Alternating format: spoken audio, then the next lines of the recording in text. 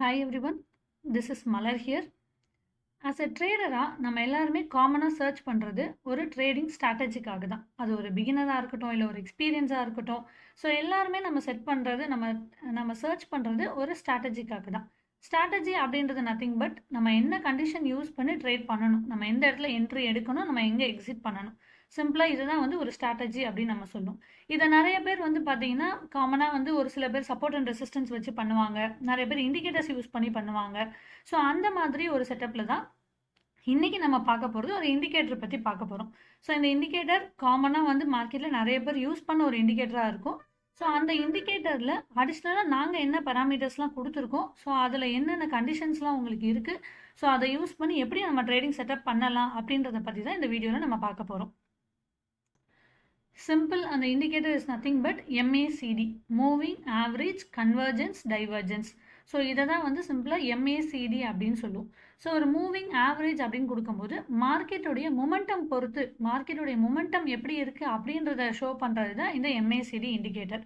நார்மலாக வந்து ஒரு மார்க்கெட்டோட ட்ரெண்டை நம்ம பார்க்கணும் அப்படின்னா சூப்பர் ட்ரெண்ட் யூஸ் பண்ணுவோம், EMA யூஸ் பண்ணுவோம்.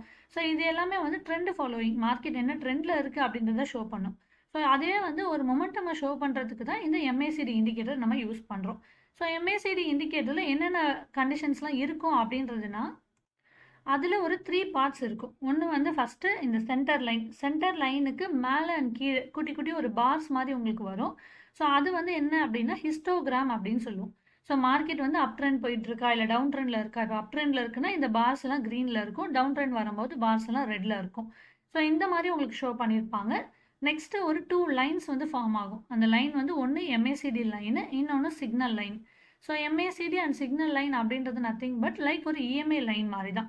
ஸோ இப்போ EMA லைன் அப்படின்னா அது எப்படி வந்து அந்த கேண்டில்ஸுடைய கவுண்ட் ஆவரேஜை வச்சு உங்களுக்கு அந்த லைன் ஃபார்ம் ஆகுதோ, சேம் லைக் அதே மாதிரி இதுலேயும் தான் உங்களுக்கு ஃபார்ம் ஆகும்.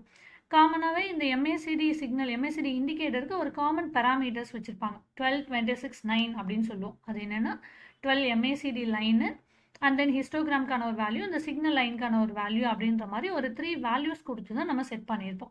இப்போ இந்த இண்டிகேட்டரை நம்மளுடைய சார்ட்டில் நம்ம எப்படி கொடுத்துருக்கோம், ட்ரேடிங் வியூவில் நாங்கள் என்னென்ன பேராமீட்டர்ஸ் கொடுத்துருக்கோம் அப்படின்றத பற்றி மட்டும் நம்ம இந்த வீடியோவில் பார்க்கலாம்.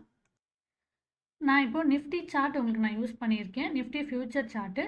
ஸோ இதில் இப்போ நீங்கள் இண்டிகேட்டர்ஸில் போயிட்டு MACD அப்படின்னு சர்ச் பண்ணிங்கன்னா இங்கே உங்களுக்கு நிறைய MACD காமிக்கும். MACD + SMA, MACD 4C. So இந்த மாதிரி நிறைய MACD இருக்கும். இதில் நாம் உங்களுக்கு கொடுக்குற இண்டிகேட்டர் தான் MACD with EMA filter. So MACD with EMA filter நான் இண்டிகேட்டரை ஆட் பண்ணிக்கிறேன். ஸோ ஆட் பண்ணியாச்சு அப்படின்னும் போது உங்களுக்கு இந்த மாதிரி உங்களுக்கு லைன் ஃபார்மேஷன் ஆகிடும். ஸோ இப்போ இந்த MACDயில் நம்ம இங்கே செக் பண்ணோன்னா உங்களுக்கு அந்த 2 லைன் ஃபார்மேஷன் ஆகுதுன்னு சொல்லியிருந்து அந்த 2 லைனோட உங்களுக்கு இங்கே வந்துருச்சு. ஸோ MACD இண்டிகேட்டர் ஷோ ஆகுது. ப்ளஸ் இந்த MACD கூட, MACDன்றது ஜஸ்ட் ஒரு மொமெண்டம் நமக்கு ஷோ பண்ணுது. இது கூட மார்க்கெட் என்ன ட்ரெண்டில் இருக்குது அப்படின்றத தெரிஞ்சு நம்ம பண்ணுறோம் அப்படின்னும் போது நிறைய ஃபேக் என்ட்ரிஸை நம்ம அவாய்ட் பண்ணலாம். ஸோ அதுக்காக நம்ம யூஸ் பண்ணுறது தான் இந்த EMA லைனும். ஸோ அதுதான் MACD with EMA filter. So இதில் இப்போ பேராமீட்டர்ஸ் உங்களுக்கு கொடுத்துருக்காங்க. என்னென்ன அப்படின்னு செக் பண்ணுறீங்கன்னா, நார்மலாக உங்களுக்கு ஒரு MACD இண்டிகேட்டர் ஓப்பன் பண்ணிங்க அப்படின்னா இந்த ஒரு 3 லைன்ஸ் மட்டும் உங்களுக்கு இருக்கும். Fast length, slow length, signal length. இதுதான் டிஃபால்ட் பேராமீட்டர்ஸ் 12, 26, 9. இப்போ இது மொமெண்டமாக உங்களுக்கு ஷோ பண்ணும். ஸோ இது கூட அடிஷ்னலாக நான் வந்து EMA கண்டிஷனும் நான் எடுத்துக்கிறேன். அதாவது லார்ஜ் EMA அப்படின்னு கொடுத்துருக்காங்க. இப்போ இந்த இடத்துல வந்து நான் வந்து ஒரு 50 EMA போட்டு செக் பண்ணலாம். இல்லை அப்படின்னா ஒரு 200 EMA நான் செக் பண்ணுறேன். சம்வாட் நான் இந்த இடத்துல ஏதோ ஒரு வேல்யூ கொடுத்துக்கிறேன், 100 EMA நான் கொடுத்துக்கிறேன். ஸோ EMA கண்டிஷனோட சேர்த்து நிறைய என்ட்ரிஸ், அதாவது ஃபேக் என்ட்ரிஸ் அவாய்ட் பண்ணுறதுக்காகவும் நம்ம கொடுக்குறோம்.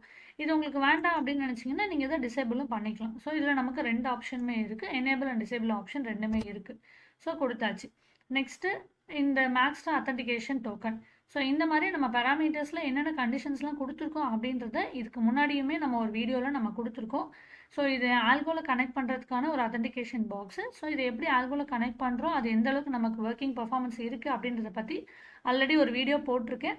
ஸோ அந்த வீடியோவோட லிங்க்கும் நான் டிஸ்கிரிப்ஷனில் கொடுக்குறேன், நீங்கள் போய் பாருங்கள்.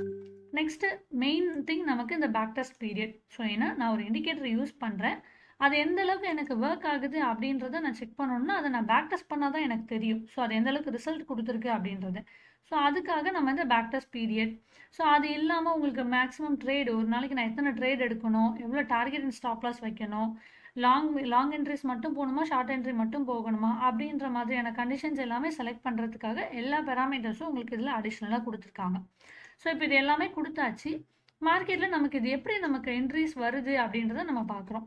ஸோ இப்போ இங்கே பார்த்தீங்க அப்படின்னா உங்களுக்கு இந்த இடத்துல ஷார்ட்டுக்கான என்ட்ரி வந்திருக்கும். ஸோ அந்த ஷார்ட்கான என்ட்ரி வர்றது என்னென்னா ஜஸ்ட் இந்த லைனுடைய கிராசிங்க்கு நெக்ஸ்ட்டு. ஸோ கன்ஃபர்மேஷன் ஆனதுக்கு அப்புறம் நமக்கு வந்து இங்கே வந்து என்ட்ரி நமக்கு கிடைக்குது. ஸோ லைன் இங்கே மேலேருந்து கீழே கிராஸ் ஆகுது. ஸோ ஷார்ட்கான என்ட்ரி வருது. At the same time EMI லைனுக்கும் கீழே நமக்கு இருக்குது. ஸோ அப்படி இருக்கும்போது இந்த இடத்துல ஷார்ட்கான என்ட்ரி வருது. ஷார்ட்கான என்ட்ரி வந்துட்டு இங்கே வந்து ஸ்டாப் லாஸ், இங்கே டார்கெட்டுன்னு சொல்லி நான் பாயிண்ட்ஸில் கொடுத்துருக்கேன்.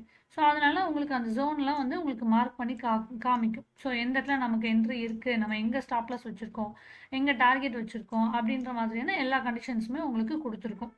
ஸோ இந்த மாதிரி உங்களுக்கு இங்கே என்ட்ரி வரும்போது நீங்கள் ட்ரேட் எடுத்துகிட்டு உங்களுக்கு எக்ஸிட் கண்டிஷன் வரும்போது நீங்கள் எக்ஸிட் பண்ணிக்கலாம். ஸோ நான் இதில் வேல்யூஸில் கொடுத்துருக்கேன், அதனால் உங்களுக்கு வந்திருக்கு. ஸோ இப்போ இதோடைய பேக் டெஸ்ட் ரிசல்ட் நம்ம செக் பண்ணலாம். ஸோ ஆல்ரெடி முன்னாடி உங்களுக்கு சொன்னது தான் அந்த back test result. So MACD with EMI ஃபில்டரில் இப்போ நான் ஜஸ்ட்டு ஒரு ரேண்டமாக கொடுத்துருக்க ஒரு கண்டிஷனுக்கு ஒரு நிஃப்டி 3 மினிட்ஸ் டைம் ஃப்ரேமில் வச்சு பண்ணுறேன். ஸோ அப்போ 45% ப்ராஃபிட்டபிலிட்டி இருந்து டோட்டல் பிஎன்எல் 1,59,000 அப்படின்ற மாதிரி காமிக்குது. இப்போ இதையே வந்து நீங்கள் 3 மினிட்ஸ் டைம் ஃப்ரேமில் வச்சு பண்ணலாம். சாரி 5 மினிட்ஸ் டைம் ஃப்ரேமில் வச்சு நீங்கள் பண்ணலாம். ஸோ 5 மினிட்ஸில் பண்ணும்போது உங்களுக்கு ரிசல்ட் வேறு மாதிரி இருக்கும். நெக்ஸ்ட் இதே வந்து நான் ஒரு 10 மினிட்ஸ் டைம் ஃப்ரேமில் வச்சு பண்ணுறேன், இல்லை ஒரு 15 மினிட்ஸ் டைம் ஃப்ரேமில் பண்ணுறேன். சம்வாட் உங்களுக்கு என்ன பேராமீட்டர்ஸ் உங்களுக்கு அக்சசபிளாக இருக்குது அப்படின்றத வச்சு நீங்கள் இதில் செக் பண்ணிக்கலாம்.